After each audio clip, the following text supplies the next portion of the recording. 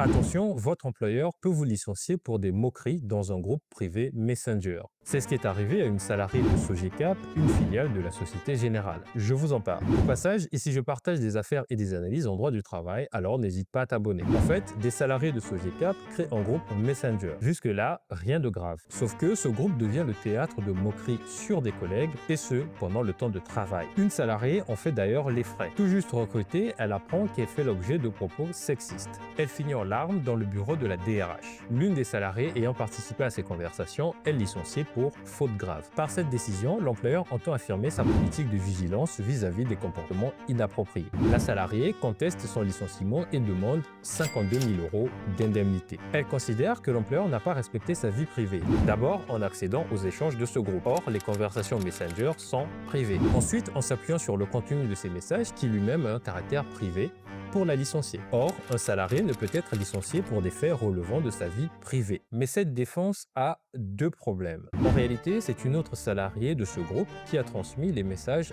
à l'employeur. Et ça, c'est légal. En plus, en réalité, ces messages sont rattachés à la vie professionnelle. On se moque de collègues pendant les heures de travail. Ajoutez à cela, un employeur doit veiller à la santé mentale de ses salariés, notamment en sanctionnant les moqueries d'autres collègues. La Cour d'appel de Versailles valide donc le licenciement. Mais il y a quand même un point flou. On ne sait pas ce qu'elle a exactement dit, juste qu'elle a participé. L'affaire est donc à suivre si elle remonte jusqu'à la Cour de cassation.